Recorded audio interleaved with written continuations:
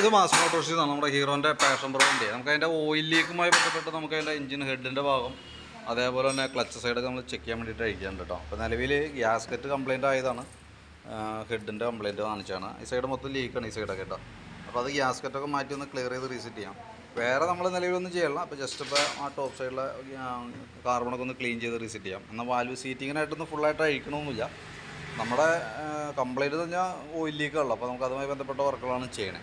പിന്നെ അതിൻ്റെ ഈ സൈഡിൽ വരുമ്പോൾ ഇവിടെയും ഒരു ഓയിൽ ലീക്ക് ഉണ്ട്, ഈ സൈഡിലും ഉണ്ട്. അത് പുറത്തേക്ക് അങ്ങനെ കണ്ടു തുടങ്ങിയിട്ടില്ല. അത് ഇവിടെ വരെ ഓയിൽ വന്നിട്ടുണ്ട്, ഈ സൈഡൊക്കെ ഓയിൽ വന്നിട്ടുണ്ട്. അപ്പോൾ അതും കൂടി നമുക്ക് കൂട്ടത്തിക്കളെ ക്ലിയർ ചെയ്ത് വിടാം കേട്ടോ. പിന്നെ ഇപ്പുറത്തെ സൈഡ് എന്ന് പറയുമ്പോൾ ക്ലച്ചിൻ്റെ ഭാഗത്താണ്, അത് നമ്മൾ അഴിച്ചിട്ടുണ്ട്. അതിൻ്റെ ഗ്യാസ്കറ്റും അതേപോലെ തന്നെ അതിൻ്റെ ഓറിങ് സാധനങ്ങളൊക്കെ മാറ്റിയിട്ട് നമുക്ക് റീസെറ്റ് ചെയ്യാം. അപ്പോൾ അത് ഓക്കെ ആയിക്കോളും. ഓക്കെ, ഇനിയിപ്പോൾ പിന്നെ ഫ്രണ്ട് വീലിൻ്റെ ബെയറിങ് കംപ്ലയിൻ്റ് ഉണ്ട്. അപ്പോൾ അതൊക്കെ മാറ്റിയിട്ട് വേണം സെറ്റ് ചെയ്യാൻ കേട്ടോ. അപ്പോൾ വൈകിട്ടത്തേക്ക് എടുക്കാവുന്ന രീതിയിലാണ് നമ്മൾ ചെയ്തുകൊണ്ടിരിക്കുന്നത് കേട്ടോ. അപ്പോൾ പിന്നെ അതേപോലെ കാർബേറ്റർ ഒന്ന് അഴിച്ച് ക്ലീൻ ചെയ്യാനുണ്ട്. അപ്പോൾ അതിന് ശേഷം വേണം നമുക്ക് വാട്ടർ സർവീസ് കാര്യങ്ങൾ വാട്ടർ സർവീസിനൊക്കെ കൊടുക്കാനായിട്ട്. അപ്പോൾ അത് വാഷിങ് കഴിഞ്ഞാലാണ് നമുക്ക് വേറെ മിസ്സിങ് സംബന്ധമായിട്ട് എന്തെങ്കിലും പ്രോബ്ലംസ് ഉണ്ടോ എന്നുള്ളത് അറിയാൻ പറ്റുള്ളൂ. കാരണം വണ്ടി നനയുമ്പോൾ കംപ്ലയിൻറ്റ് പറഞ്ഞിട്ടുണ്ടായില്ല. അപ്പോൾ അത് ഉണ്ടെങ്കിൽ ഞാൻ കൂട്ടത്തിൽ അതിൻ്റെ ഡീറ്റെയിൽസ് അപ്ഡേറ്റ് ചെയ്യാം കേട്ടോ.